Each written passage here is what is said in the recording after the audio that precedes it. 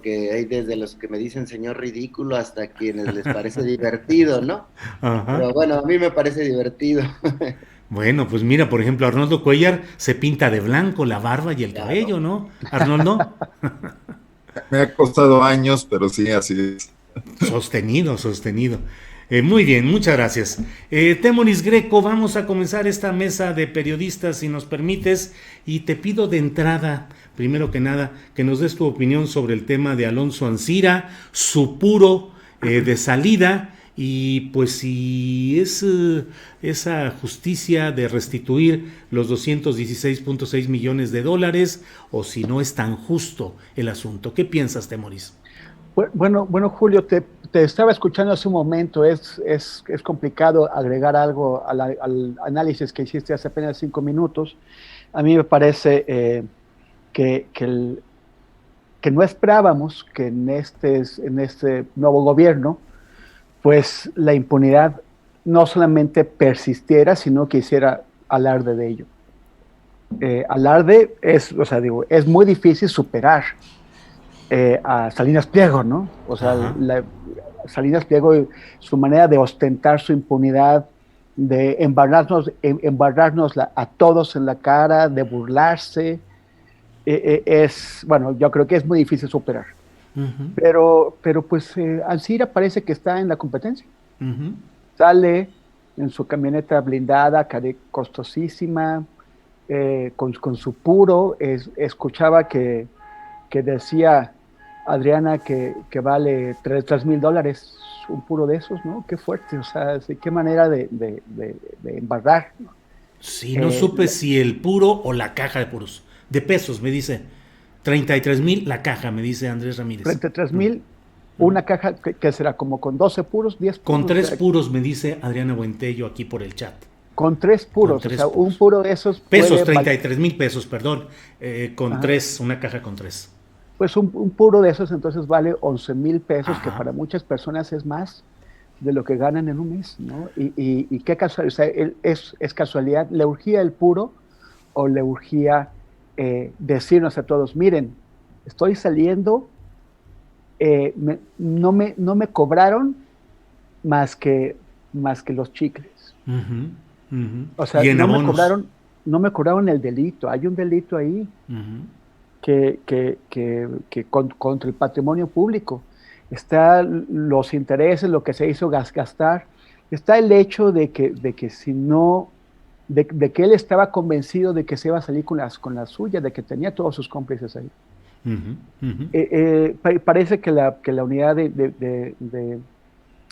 investigación financiera no quiere desbloquearle las cuentas, pues Uh-huh. parece una reacción de Santiago Nieto para evitar la consumación de este gesto obvio de desigualdad, ¿no? Descarado de desigualdad, de impunidad.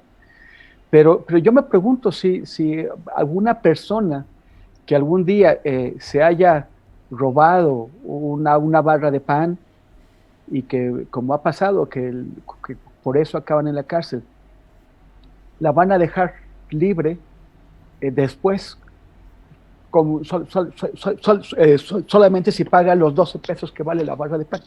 Uh-huh, O uh-huh. sea, ¿será que es así?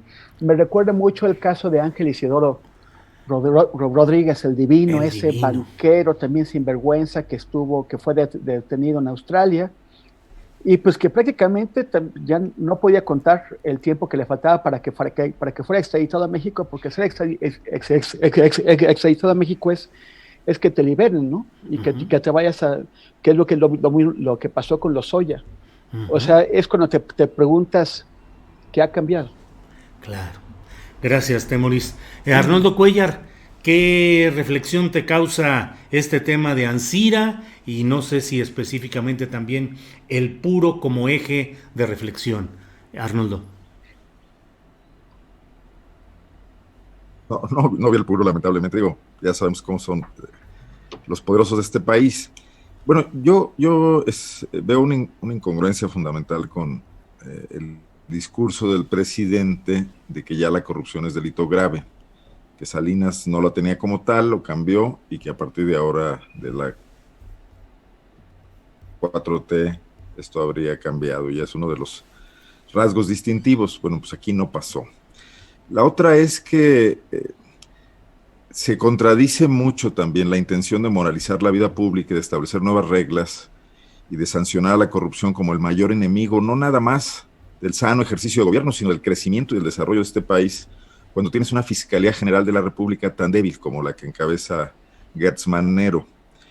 Débil en muchos sentidos. Débil por la propia personalidad de Gertz, que no parece un hombre en plenitud de facultades, de eficacia, de atención, por su avanzada edad, por muchas cuestiones, por sus desconfianzas quizá también, por su incapacidad para modificar ese aparato que heredó. Débil porque en el país está subrepresentada, porque no hay un presupuesto para establecer oficinas en todas partes como debe de ser, que combatan todos los delitos, incluyendo el de la corrupción. Hay un encargado de despacho. En Guanajuato, el estado con el mayor número de homicidios dolosos y un crecimiento notable de narcomenudeo, estadísticamente impresionante durante los últimos 2 años, los años de la Cuarta Transformación. Entonces, bueno, pues no me extraña lo que está pasando, más con las premisas del nuevo sistema penal que tiende a la negociación, a la reparación del daño rápidamente, que me parece muy improcedente en un país con el grado de impunidad que tiene México. No creo que esté mandando las lecciones debidas. Cuando se estableció el sistema penal acusatorio, se pensaba en otra cosa, se pensaba en desahogar el aparato de justicia que estaba siendo insuficiente, pero está redundando en un efecto muy nocivo en muchos casos, ¿no? Pocos casos llegados ante el juez y resueltos en las procuradurías de justicia por este tipo de acuerdos. Yo creo que es una malísima señal. Yo creo que las élites de este país que tienen acceso a influencia, a recursos, a poder, pues van a seguir intentando hacer estas cosas, ¿no? Apropiarse de recursos públicos, haciendo apuestas arriesgadas, y si los agarran, pues devuelven Pues una sí. parte que ni siquiera sería el 100% de lo que se robaron. Y finalmente, ¿dónde está la responsabilidad pública?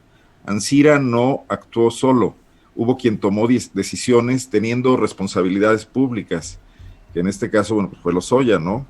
Que es la otra parte de esa mancuerna de corrupción, que tampoco está siendo juzgada con la dureza que requeriría el discurso presidencial.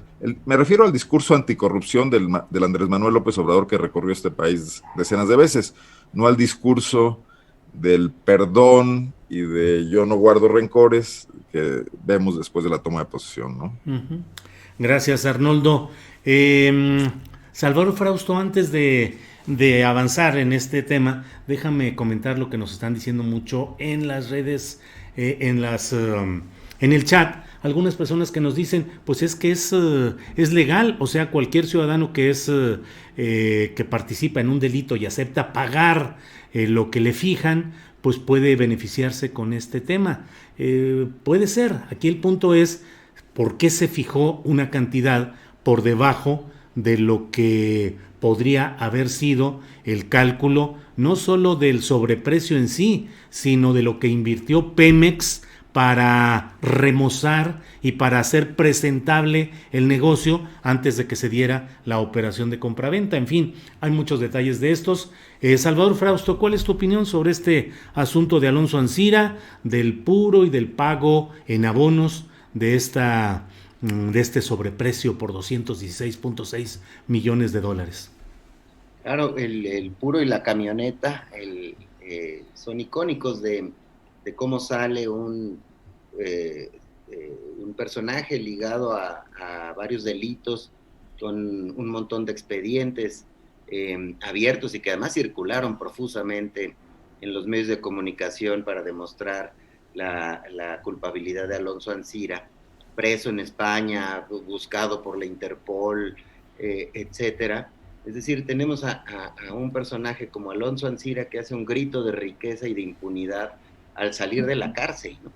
Es decir, me parece que el mensaje que se está mandando es pues que se puede negociar con los delincuentes poderosos, y bueno, pues eso se abona y se asocia de inmediato, lo debemos mirar así, también con el tipo de trato que tienen con Emilio Lozoya, que no va no parece ir avanzando de manera fuerte, pero me llama particularmente un asunto, que personajes como Lozoya o como Ancira gocen de mayores privilegios que los panistas. Es decir, me parece que el mensaje que se está mandando es que los personajes ligados al PRI están gozando de ciertos beneficios,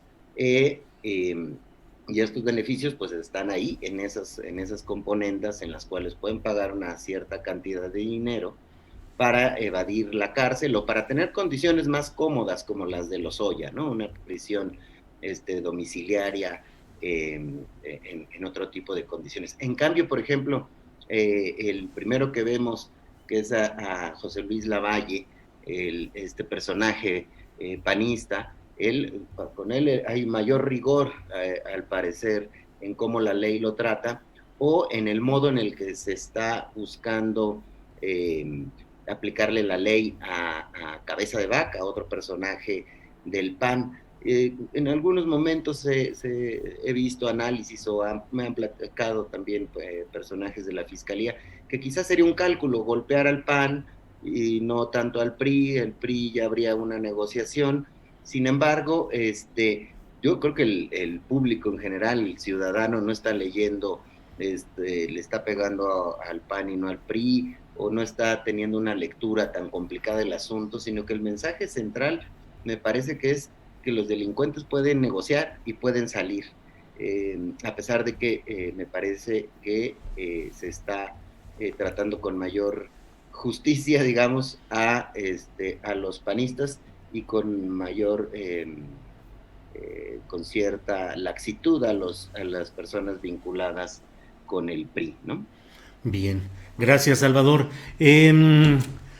Temoris, hoy el presidente de la República en su conferencia mañanera dijo: tengo derecho a manifestarme, es mi derecho en la conferencia mañanera, porque si no, imaginen, sería un golpe de Estado técnico. Si no tuviéramos esta oportunidad, es decir, la mañanera, sería lo de antes, un retroceso. Ojalá no lo saquen los contenidos de las ruedas de prensa, porque eso sería autoritario, dictatorial. Eso lo pronunció el presidente de la República. ¿Qué opinas sobre este tema, Temoris? Bueno, pues o sea, a mí me parece que es totalmente desproporcionado, ¿no? Compararlo con un golpe de Estado. O sea, es con un golpe de Estado técnico, como lo quieran llamar. Entonces, si eso es un golpe de Estado, realmente cualquier cosa puede ser llamado un golpe de Estado. Cualquier cosa que alguien perciba, que alguna figura de importancia perciba como molesta o como ilegal, puede ser llamado un golpe de Estado. Hay que tener cuidado con el uso de las palabras, porque se genera un vaciamiento, ¿no? El abuso de las palabras hace que a cualquiera le puedan decir fascista, entonces ya fascista no significa mucho, o que le puedan decir antisemita tampoco significa mucho, o que ya incluso ya empieza también a existir un abuso de la palabra misógino, que no se aplica a la gente que sí es misógina. Entonces empieza a haber un vaciamiento de sentido. Y si empezamos a denunciar todo como un golpe de Estado, si un día, y esperemos que no, se empieza a producir un movimiento que sí es un golpe de Estado, será en el marco de un vaciamiento semántico que no nos permite entender la gravedad de las cosas. Entonces, a mí me parece que el presidente ahí se le fue. Pero en cuanto a lo que quiere, él que siente que lo amordazan y que con eso violan sus derechos, pues uno puede pensar en él, sobre todo si es simpatizante, y decir, pobre Andrés Manuel, ¿por qué lo están amordazando? Pero no hay que pensar nada más en Andrés Manuel. Hay que pensar en los presidentes del pasado, y si nos hubiera gustado que, por ejemplo, Peña Nieto estuviera hablando sobre el proceso y sobre los éxitos de su gobierno en la ruta a las elecciones de 2015. O si nos va a gustar que quien sea que venga después de Andrés Manuel, que podría o no ser de la oposición, también quiera tener o reclame esas libertades y esos derechos en el camino hacia un proceso electoral. O pensar, o no nos vayamos a otro momento, si nosotros queremos que Enrique Alfaro, que el Bronco en Nuevo León y que en general los candidatos de la oposición en los estados que son competitivos, que la oposición puede perder o ganar, pues usen la tribuna que tienen como gobernadores para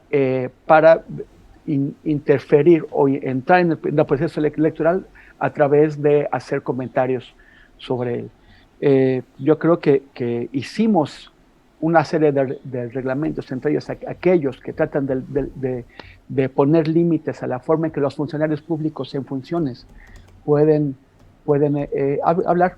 Lo hicimos pensando en proteger a quien no esté en el poder. O sea, lo hicimos durante Peña Nieto o Calderón, y tiene que seguir valiendo ahora, aunque esté otro presidente. Gracias, Temoris. Tu punto de vista, Arnoldo Cuellar, por favor. Pues yo soy de los que piensan que está sobreregulado el tema electoral en México y que hay una tutela sobre la sociedad como si fuera menor de edad.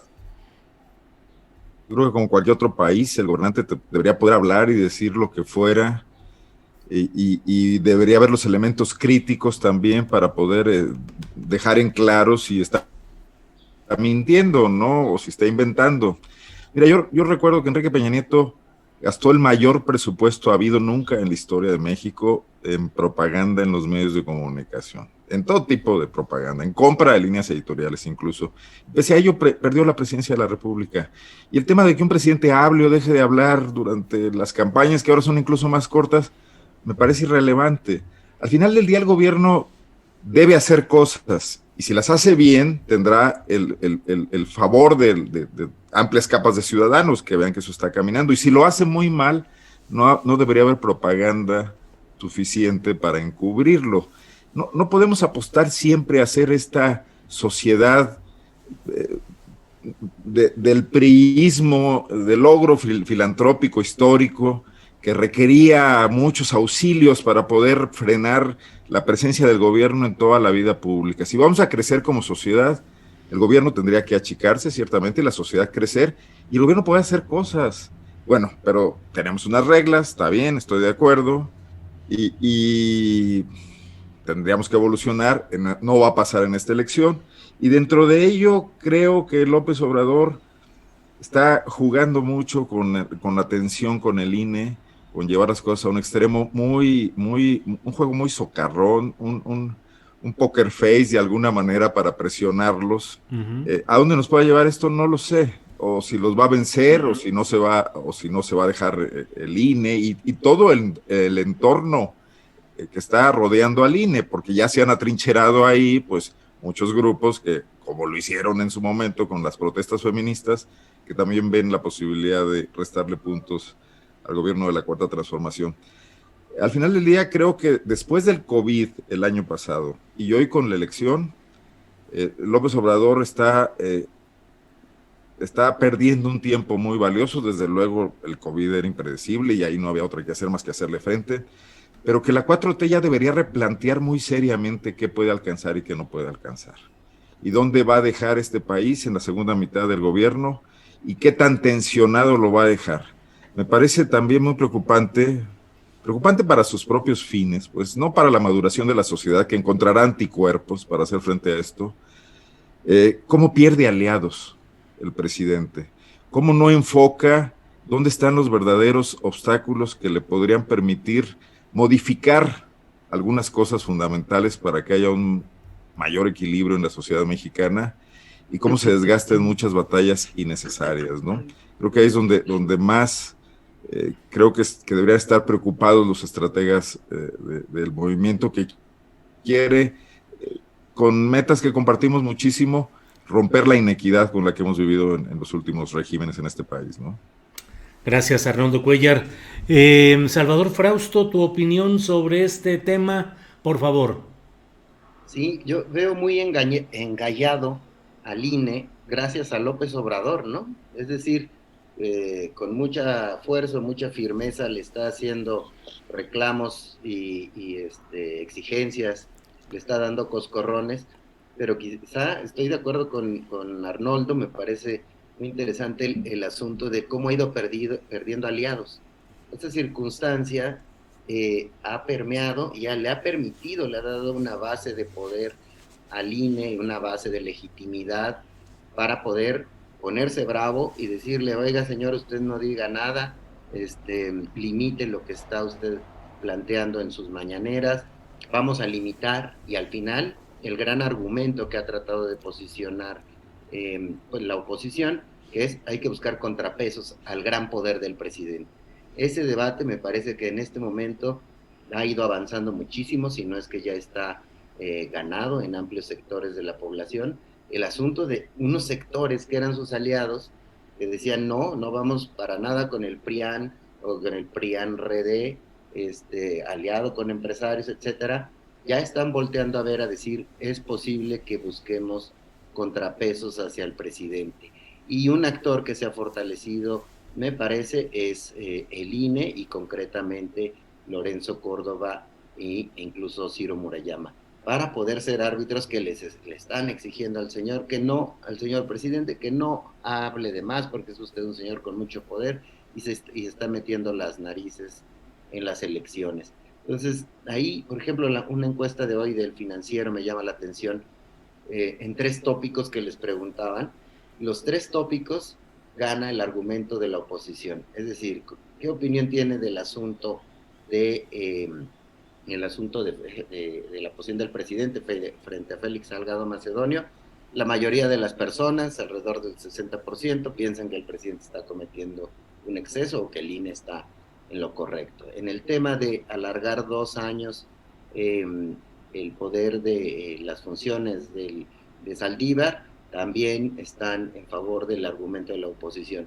En el tema de los datos celulares, están a favor de la oposición. Me llama la atención muchísimo cómo en otros debates públicos y en plena campaña electoral, el presidente se está metiendo y su partido a perder los debates ciudadanos, a estar en desventaja, y igual como lo comentó Arnoldo, pienso que sería momento de cambiar de estrategia y de darse cuenta que de cara a las elecciones, estos temas que están ahí a discusión, pues están ya ahora con opiniones bastante divididas. Gracias, Salvador Frausto. Temoris Greco, retomo lo que nos acaba de decir Salvador y que me parece muy interesante para el análisis y el debate.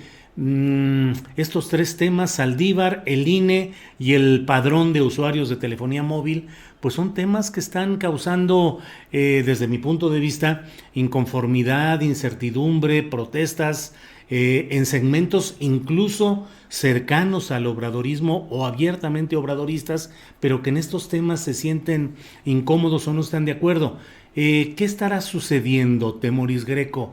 Que el presidente de la República está empujando hoy las cosas que le urgen, pensando en que en junio pudiera haber un cambio en la correlación de fuerzas en la Cámara de Diputados que ya no le permita avanzar con estas cosas, o las está poniendo justamente para que los electores vean lo que él propone y lo que él necesita y apoyen con más fuerza la continuidad de ese proyecto. ¿Qué piensas, Temoris? Pues sí, bueno, no creo que esto le dé réditos políticos. O sea, creo que los réditos los obtiene de otra forma. Más bien le está costando credibilidad en los sectores que estamos analizando las cosas. No sé si la gente esté muy preocupada, la gente común esté muy preocupada por Saldívar, si lo vea como un algo a favor o no.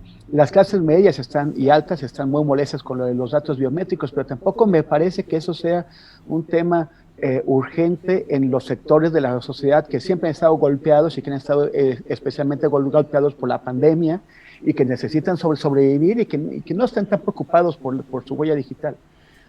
Y yo lo que sí lo vería más en el sentido de asegurarse unas bases de unas plataformas de apoyo, porque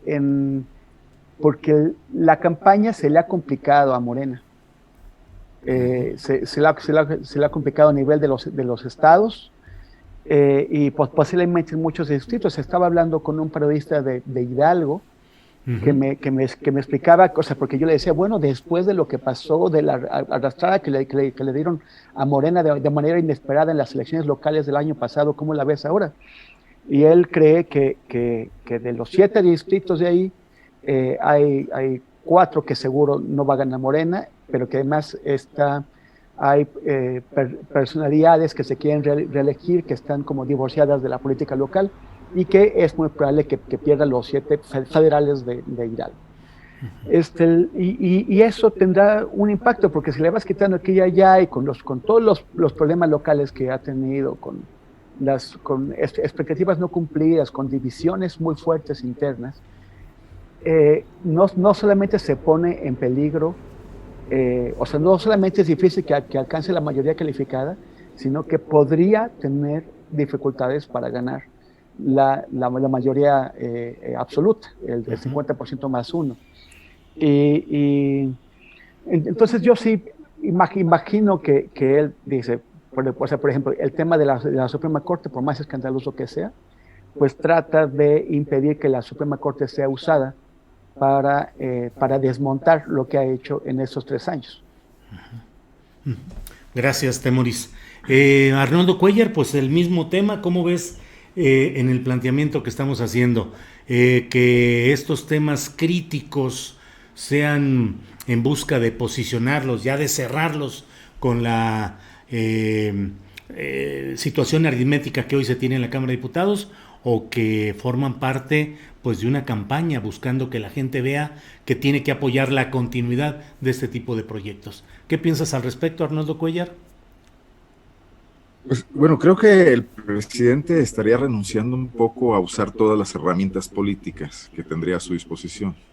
O sea, nadie discute la posibilidad de que busque, como dé lugar, ganar las elecciones, que busque afianzar algunos de sus objetivos, que haga un plan B para el caso de que pueda sufrir derrotas electorales, pero me parece que todo resulta como parches después de que han fallado cuestiones fundamentales. Por ejemplo, nunca se preocupó por resolver una situación de equilibrio o una estabilidad en Morena, algo que le hubiera podido dar mejores candidatos, más funcionalidad a su partido, más eficacia política, si va a ser el instrumento para conseguir sus fines. Ahí también se perdió el tiempo. Todo el mundo sabía que tenía la mano metida y él insistía que no, se alargaban los plazos, vinieron confrontaciones y Delgado llega peleado con medio mundo y además tomando decisiones precipitadas y además muy sometido a líneas presidenciales. Entonces ahí tenemos un instrumento que no está funcionando, ¿no? El tema de usar al Partido Verde en el asunto de la Corte, con las triquiñuelas de Velasco y compañía, bueno, pues ahí López Obrador nos está mostrando que es un pragmático excesivo, ¿no? O sea, igual que cualquier antecesores en el PRI, y nada más por el hecho de que él dice que no es igual a ellos, que lo guían otros fines, quiere diferenciar las cosas. No, porque esas maniobras quedan abiertas y se sientan precedentes para que cualquier otro político, suponiendo pues sin conceder que los fines de López Obrador lo salvan de sus métodos, para que cualquiera las pueda utilizar, otro que tenga otros fines. También deplorable que piense que solamente Saldívar en la Corte le garantiza una política acorde a lo que él quisiera que pasara ahí, y que quizás muchos mexicanos deseamos que pase, una Corte a la que le llegue una cierta modernidad, que supere su opacidad eterna, las complicidades que se generan allá adentro también con una élite que se ha cubierto sus propios fallos, errores y incluso corrupción e inmoralidades a sí misma, ¿no? Y donde no ha servido para nada la creación de un Consejo de la Judicatura, por ejemplo. Pero la política requeriría que López Obrador tuviera varios resortes para mover eso, no solamente uno, y que se metiera a ese callejón así como lo hace, declarándolo públicamente. ¿No ha nombrado ya él algunos ministros? Pues, ¿a quiénes nombró entonces? ¿Yasmín no puede servir para esto? ¿O la otra abogada que estaba antes en el SAT, creo, ¿no? Sí, así es. Regiomontana. Entonces, ¿por qué las nombró? me llama mucho la atención esto, pero él mismo se autolimita. Entonces, como no hay recursos políticos para hacer avanzar algunos de estos objetivos, se resuelve hacer política a martillazos, ¿no? Uh-huh. A hachazos prácticamente. Y yo creo que ahí es donde, y preguntaban en el chat qué aliados está perdiendo el presidente. Está perdiendo aliados en un sector que sí quiere modernizar este país, que ciertamente ha negociado con el PRI y con el PAN para hacer avanzar algunos temas en la sociedad civil, y que debería ser exigido también de mostrar congruencia con ese intento de modernidad y no limitarse nada más a hacerse un espacio en las prebendas del gran sector público mexicano, gran sector público en cuanto a presupuestos, y olvidarse de las luchas que ha emprendido, como muchas veces pasa en estas organizaciones de la sociedad civil, ¿no? Uh-huh. Debería haber una retroalimentación. El presidente también tendría que estar obligando a estas organizaciones a las que tanto critica a cumplir con sus fines, y que esos fines le sirvieran a su política. Es donde veo que no está tejido ese planteamiento que requiere este país, un guiso de muchas manos, no solamente una sola visión unilateral, ¿no? Sí. Si es como tú dices, está preocupado por el paso del tiempo, que no logren, pues no lo va a lograr así, no lo va a lograr presionando de esta manera. Incluso quienes decidan no alimentar, o decidamos no alimentar la vuelta a un régimen como el anterior, de privilegios de panistas, priistas, etcétera, tampoco podemos apostarle sencillamente a una política de este tipo, ¿no? Uh-huh. Como la que está planteando López Obrador. Sí. Y nos dejan indefensos, ¿no? Claro. Bien, Arnoldo Cuellar, muchas gracias. Salvador Frausto, pues ya le dimos vuelta a los comentarios que tú hiciste respecto a este tema, si quieres abundar sobre ellos, pero también te pediría que inicies la ronda de preguntas sobre este tema, porque ya hoy la Junta de Coordinación Política de la Cámara de Diputados ha decidido que sea mañana cuando se vote el tema de las reformas judiciales que ya aprobó la Cámara de Senadores, incluyendo el artículo transitorio que extiende por 2 años el mandato o la gestión del ministro Saldívar. Hay desde luego la oposición de la oposición que dice que esto es un acto arbitrario y llaman a que haya reflexión sobre el tema, pero mañana va a votarse la reforma judicial en general, que es un tema, y en particular el del artículo transitorio. ¿Cómo ves estos temas, Salvador Frausto? Así es, Julio. Bueno, pues el asunto de la necesidad de hacer transformaciones en el Poder Judicial, pues sin duda es un reto muy importante, y que yo creo que al principio del sexenio tenía muchísimas simpatías López Obrador y muchos apoyos para lograr una reforma en ese sector, porque pues todos hemos conocido la corrupción de jueces, el influyentismo en la Suprema Corte de Justicia de la Nación, el nepotismo en un sector en el cual ha sido descarado.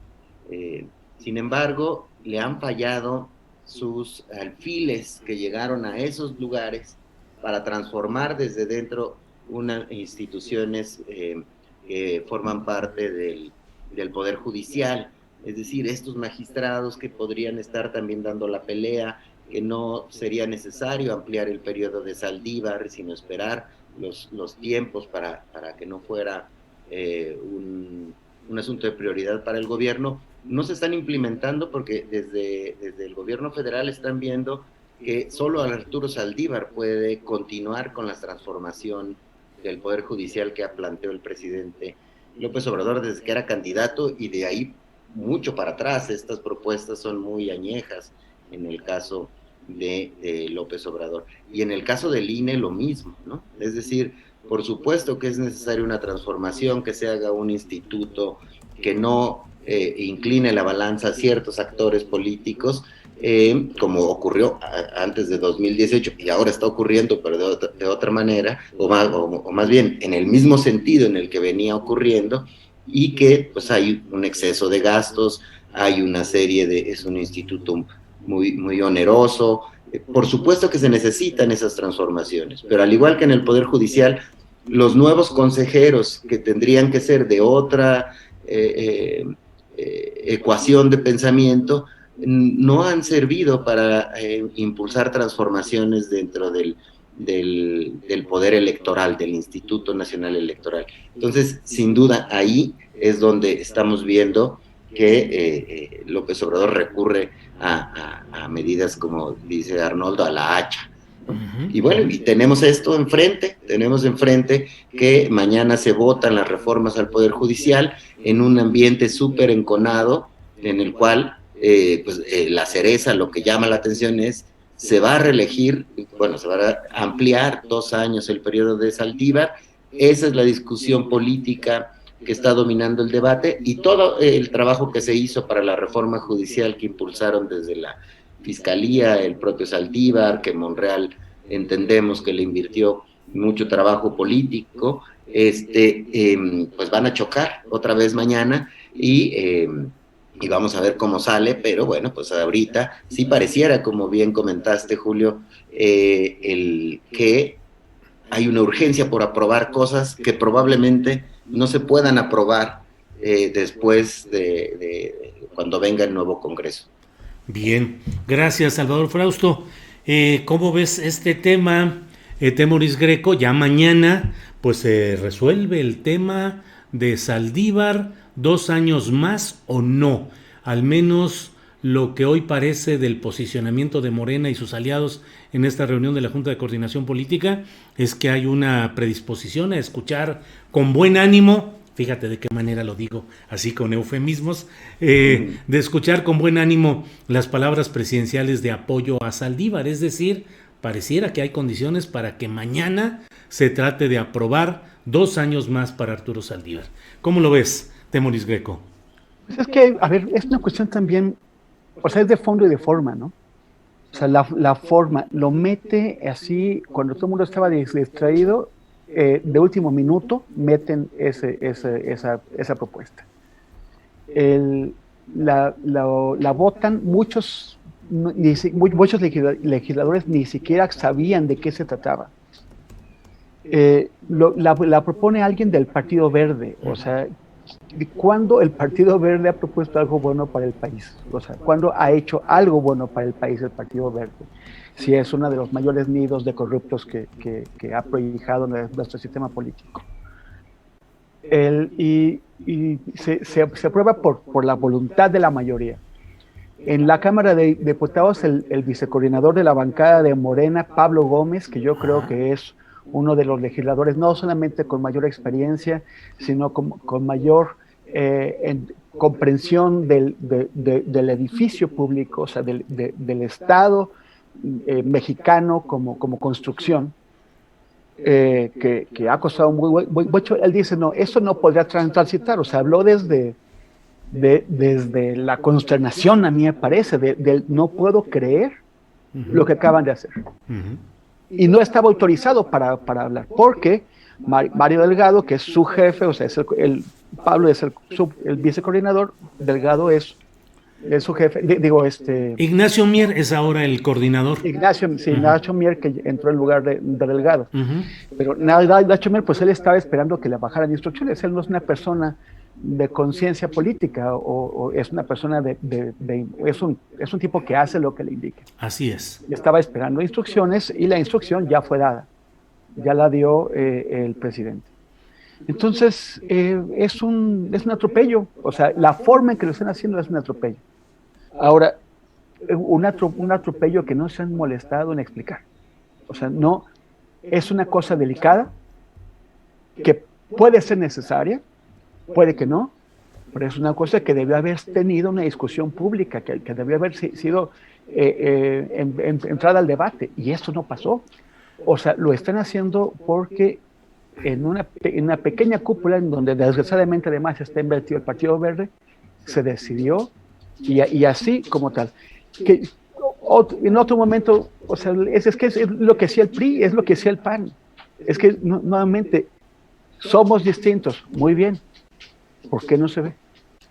Con el agregado, Temoris, de que en la discusión de este día, la oposición propuso discutir primero el tema en lo que le llaman Parlamento Abierto, que es escuchar especialistas, opiniones, y luego finalmente Temoris, Arnoldo, Salvador, pues finalmente la mayoría aritmética antes y ahora termina imponiéndose, pero cuando menos se escuchan voces, se hace un parlamento abierto, se analiza los pros y los contras de este tema que, como dices, Temoris, y como está consignado en todas las crónicas periodísticas de ese día, pues es un tema que fue introducido de última hora por este personaje Bolaños Cacho Cue, diputado del Verde, que fue secretario particular de Alejandro Murat en el Infonavit, que fue su secretario particular en la campaña para gobernador, luego fue secretario de Desarrollo Social y Humano en el gobierno de Alejandro Murat,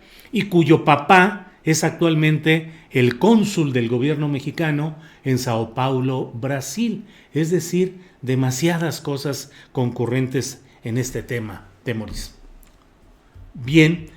Perdón, te interrumpí, ¿ibas a continuar o terminaste? Perdón, Temoris, que ya me atravesé. No, acabé, gracias. Muy bien, gracias. Arnoldo Cuellar, ¿qué opinas sobre este tema? Pues mira, me está cayendo un 20, Julio. Yo creo que el discurso simbólico del presidente va a terminar siendo real, una profecía autocumplida. Ajá. ¿Qué trajeron las 3 transformaciones a las que él alude como sus antecedentes? La independencia, la reforma y la revolución. Trajeron por delante años o décadas de caos político, de división, sí, de guerra civil, de desinstitucionalización del país. O sea, sí pasó los 10 años después del Grito de Dolores y pasó con el Porfirio. Bueno, Porfirio ya fue una solución a eso, estableciendo una dictadura. Uh-huh. Pero también los 10 años de la Revolución Mexicana, después del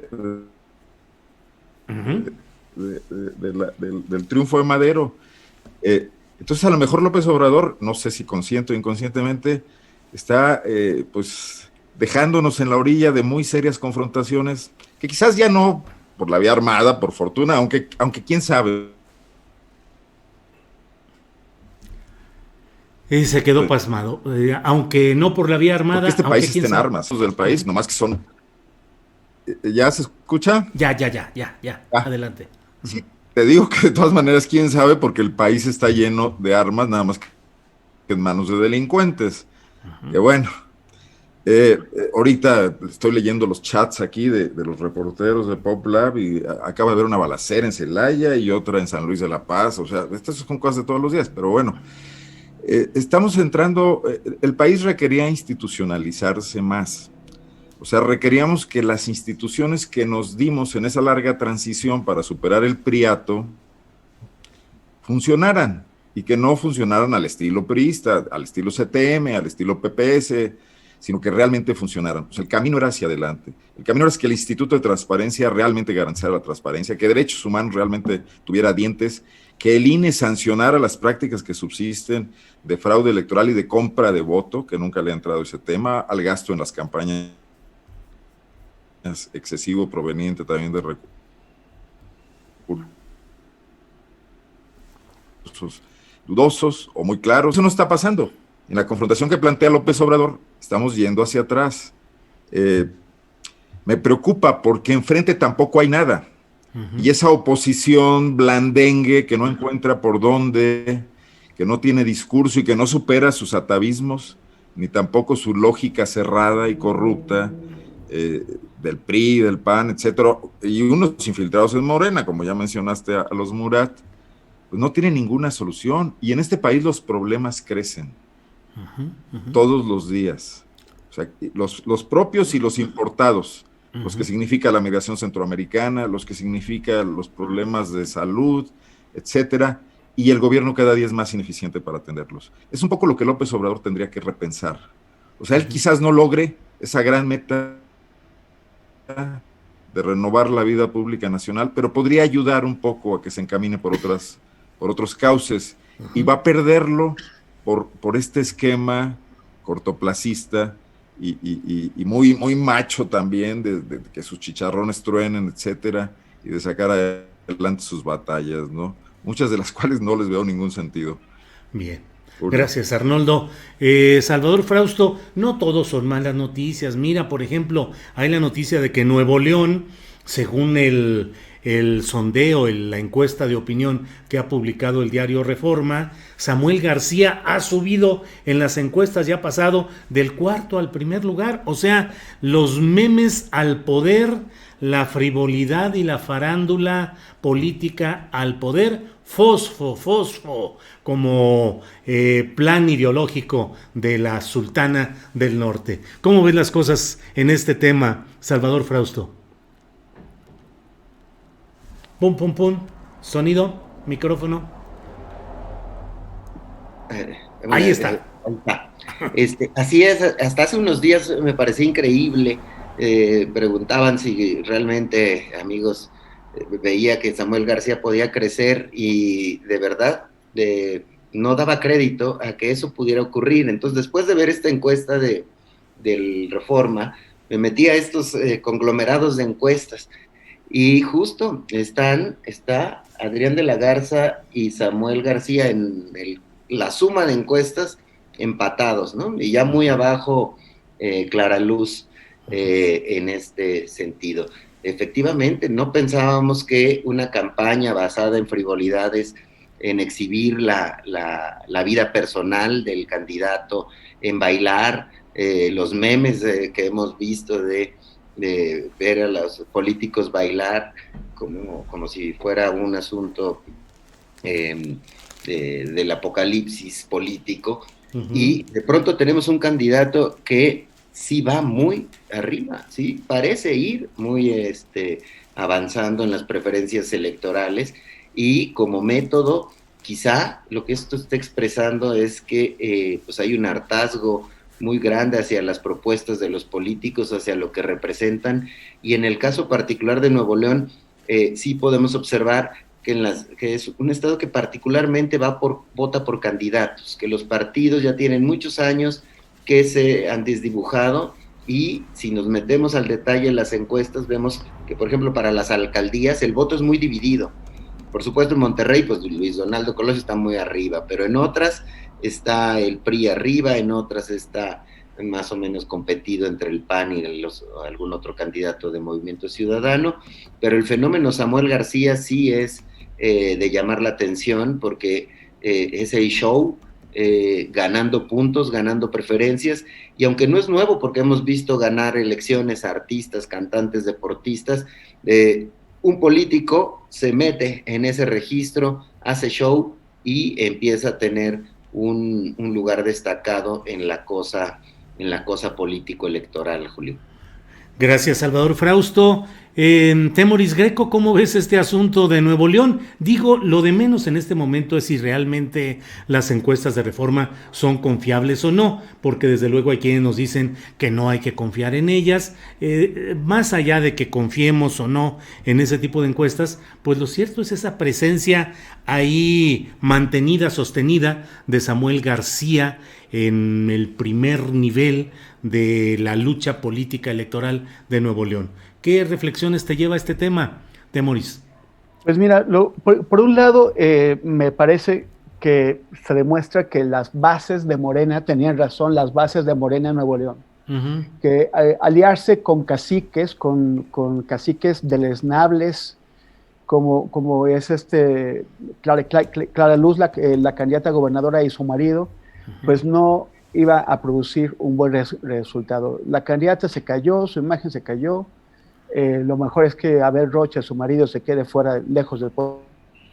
Y bueno, eso yo creo que lo único bueno relativamente, porque de todos modos pues hubo esta traición a la base de militancia de Morena. Pero por el otro lado, qué vergüenza. El periódico 24 Horas publicó hoy un video en donde colocan varios de los spots que candidatos de los distintos partidos están haciendo, ¿no? Y todos es la promoción de la tontería. O sea, Samuel García es el mejor acabado de la tontería, pero los demás están así, bailando, haciéndose los tontos. Hay una candidata que de plano, que parece, o sea, que simula que está en un espacio, o sea, que está con strippers y que le va, o sea, que no sé cuál es el mensaje que intenta enviar. Uh-huh. Bailando tontamente, o sea, no están tratando de ofrecerle un contenido político al electorado de Nuevo León.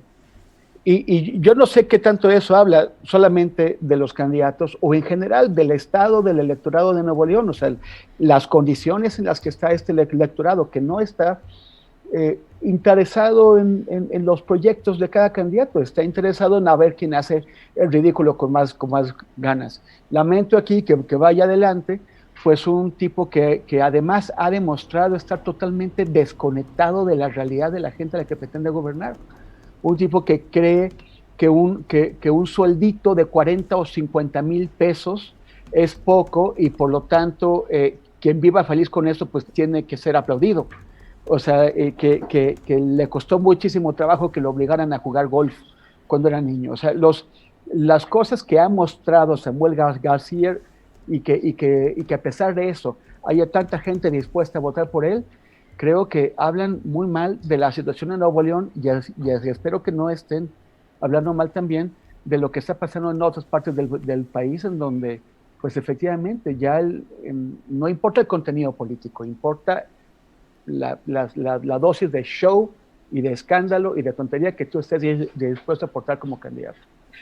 Pues sí, Temoris, yo estoy en una situación parecida. Mi credencial de elector está radicada en San Luis Potosí, siempre lo ha estado ahí, y la verdad es que afortunadamente voy a estar aquí en Zapopan, Jalisco, encerrado por razones pandémicas, entonces no podré ir a San Luis Potosí a votar, pero si fuera, te juro que me plantaría frente a la urna y diría, ¿cómo voy a votar por quién? Morena lo que propone ahí es verdaderas aberraciones.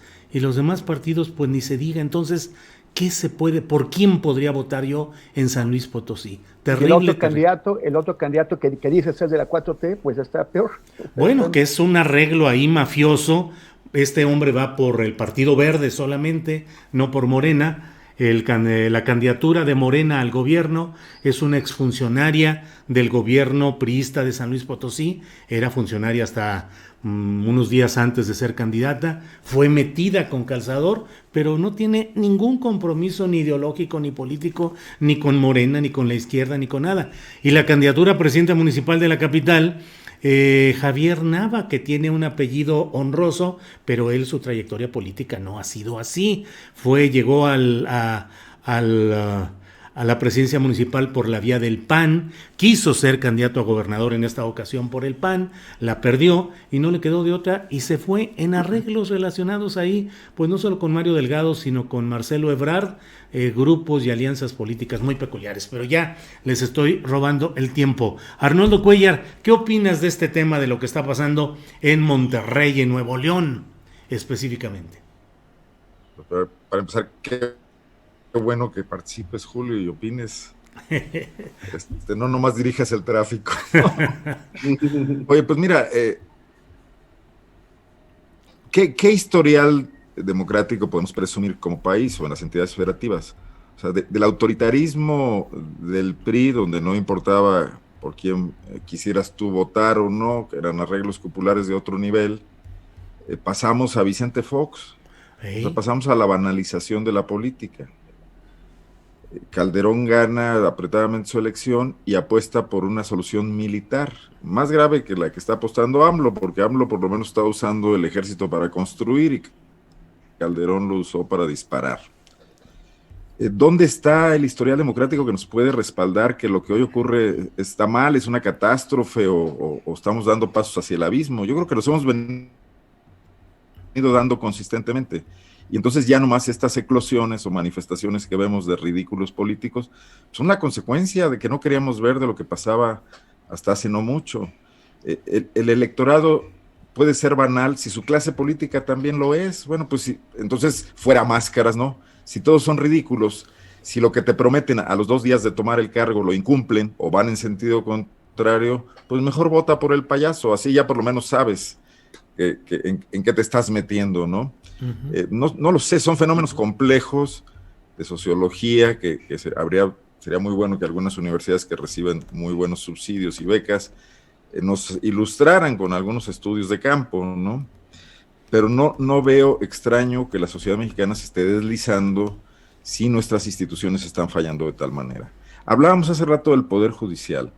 Me llama mucho la atención cómo se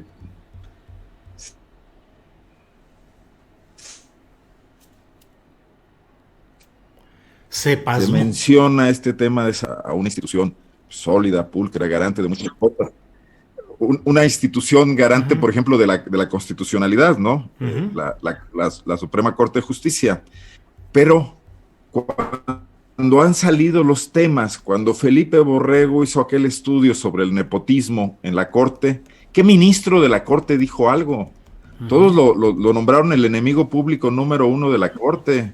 Y los acuerdos para tratar de controlar el excesivo, el escandaloso nepotismo, que tardó mucho tiempo en conocerse porque se cubrían todos entre ellos, magistrados, en las salas regionales, en las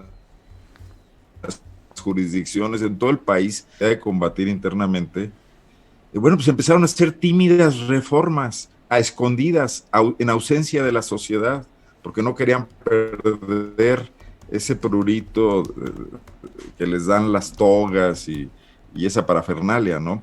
Entonces, si también en esos estamentos, bueno, ¿y qué me dices de las universidades tan reconocidas en cualquier encuesta, cuando pues fueron los artífices de la estafa maestra, varias de ellas, si no lo olvidamos, ¿no? Entonces, bueno, creo que sí hace falta jalar en sentido contrario muchas de nuestras instituciones, porque si no vamos a seguir viendo ejemplos de países que han llegado a extremos. Ahí tenemos ahorita El Salvador con Bukele, tenemos Italia con Berlusconi, etcétera, ¿no? Bien, Arnoldo Cuéllar, muchas gracias. Son las 2:59 p.m, así es que ya estamos, pues evidentemente en la parte final de este programa.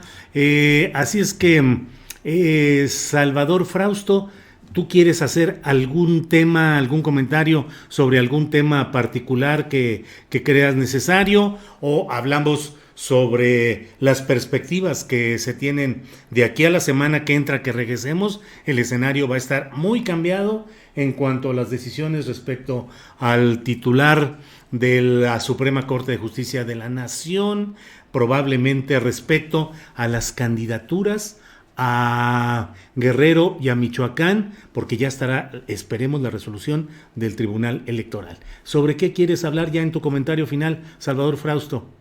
Exacto, pues yo creo que sobre las elecciones, esperemos que se prendan un poco más. Vemos elecciones estatales muy planas todavía, salvo la de Nuevo León, en la cual añadiría un elemento, la cantidad de dinero que se está moviendo en las campañas de Nuevo León. Más allá del folclore, el candidato, publicábamos hace un par de semanas en MX, el tema de que el candidato que más ha gastado de todos los candidatos de los 15 estados ha sido Samuel García.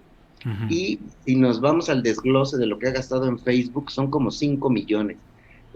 Mucho más que muchos otros candidatos. Entonces, ahí puede haber claves de entendimiento de las elecciones, porque, bueno, pues ahí hay una data dura, tomando en cuenta que mucho de la cantidad de dinero que se mueve en las elecciones, pues no es reportada ante las autoridades electorales, pero sí hay que seguirle la pista al dinero de las elecciones y ver qué elecciones se empiezan a cerrar aún más, o cuáles se amplía la distancia como parte del duelo político que estamos viviendo en estos días, y que sin duda, en mi opinión, van a jugar un papel fundamental estos temas nacionales que están sobre la mesa, que son el tema de Saldívar, el tema de Félix Salgado, ese tipo de temas que estén, la actitud que tenga López Obrador en las mañaneras, van a jugar un papel importante en estas elecciones, porque la gente ya empieza a definir su voto y empieza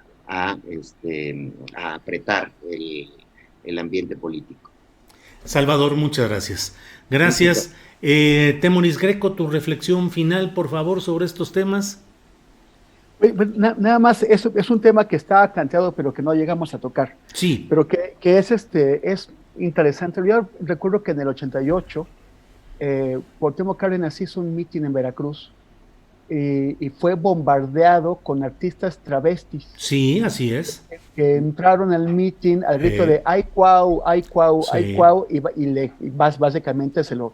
Ese fue un chistorete que hizo Miguel Ángel Yunes cuando él era secretario general de gobierno, Patricio Chirinos. Y de ahí pasó Yunes a aliarse con el Baster Gordillo, luego al PAN. Él y sus hijos han repartido alcaldías, diputaciones y todo eso, y ahora pues es una de esas familias también caciquiles y mega corruptas, ¿no? Entonces ahora que le están abriendo, que se siente investigado, que se siente en riesgo, pues lo atribuye a que le quieren cortar el paso a él y a sus hijos, ¿no? Cuando pues en realidad es otro cínico, otro cínico descarado que cree que nadie se acuerda de todas las que ha hecho, ¿no? Entonces, pues, nada más hacer ese comentario ya para despedir. Gracias, Temoris, muy amable. Arnoldo Cuéllar, tu reflexión final, por favor. Mira, decía hace rato que los problemas crecían en el país. Hoy en Guanajuato, en la planta de General Motors en Silao, inició el proceso de votación para ratificar o rechazar el contrato colectivo de trabajo. En Guanajuato la CTM está muy aliada con el gobierno panista. Han hecho una mancuerna donde el ofrecimiento de paz laboral a las empresas, a la gran política de atracción de inversiones, pues es parte fundamental, y la CTM garantiza los contratos de protección, el controlar a los obreros, etcétera. Y hoy hay el intento de modificar esto. Y no tenemos noticia de que la Secretaría del Trabajo se haya apersonado a garantizar el voto libre y secreto de los 10,000 trabajadores, que los apretaron en 3 ventanas de 5 horas cada una, 15 horas para que voten 10,000 personas, implica 600 por hora, parece muy complicado. Y